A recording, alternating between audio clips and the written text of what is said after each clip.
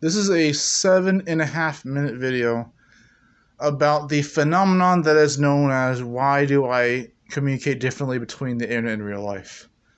So as some of you may already know, maybe the rest of you, I not only have a controversial perspective of laws and rules and communication and the like, I even have a way of explaining to myself how I'm like that in the first place. Some of it's already obvious, like, live and let live, make your own decisions. Find treasures in the bottom of an abyss that you weren't supposed to go down, because that was supposed to be the so-called wrong answer or wrong way to live, and still get something out of it that you weren't supposed to have as an alternative life lesson, alternative pathway, so to speak. There's a phenomenon known to me as different. No, it's. I use this phrase before to describe something completely differently. There's this phrase I use, indirect concept, direct approach. Now, I'll always say concepts per my own trauma, but the idea of indirect concept, direct approach is that, like I said, with the contrariness of doing the wrong thing on purpose and finding alternative life lessons. Just because you do the wrong thing doesn't mean you'll get nothing out of it. Just because you lie to someone, as I said in the black and white video, just because you lie to someone or give them irrelevant information doesn't mean you tell them nothing. And the same way, in the very same fashion, style, and faction and phase, being someone in a certain medium does not mean that when you have a different medium to do the same thing, you'll be the same person, especially if that happens on accident or even on purpose. When people find a way to meet each other in person, let's make this even simpler than giving dead simple, oversimplified examples. When you meet in person, you're with them, you're talking to them, you're communicating with 8 billion people all around the world in a way that they can all agree upon and even work on their communication even then.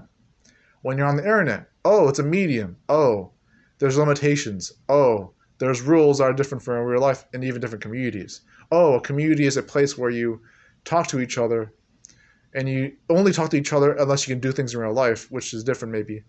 Oh, maybe we should only worry about talking to each other, not worry about knowing each other and doing so-called objective real life things. Oh, even real life doesn't have things that even internet has. Oh, but even internet doesn't have certain things that real life has. So here's what I'm getting to. Do we have an excuse to communicate in a different way between mediums? Do you see this kind of like maybe even with art and animation where it's like different animation as mediums, because animation is me, not genre. I believe that myself, even as that makes me sound like a bandwagoner, but I believe it for my own reasons, and it's still cliche. But I believe it though. Animation is a medium, not a genre. I believe that. I'm not trying to be cliche, whatever.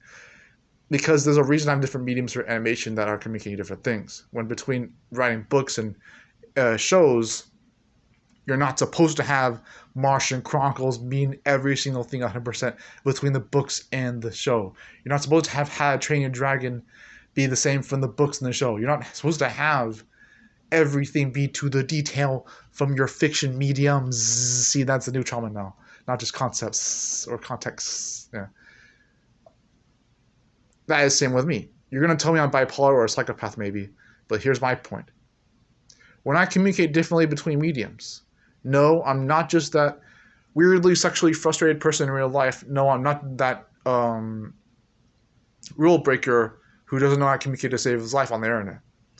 I'm actually a different person between mediums. And sometimes I even do it on purpose. Why does this happen?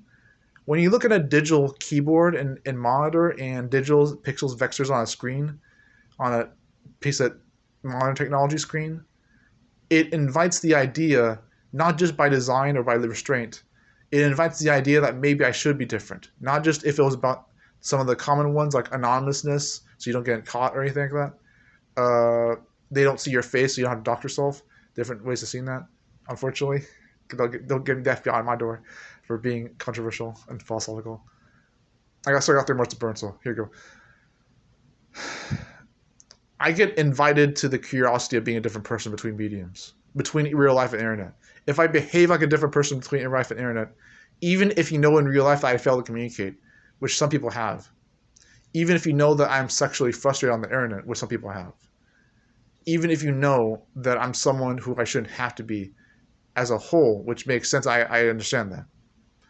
I choose to communicate differently between the internet and real life because it makes me feel like a free person who does not have to be limited to the same literal world I'm in, no matter what we prove or what we believe.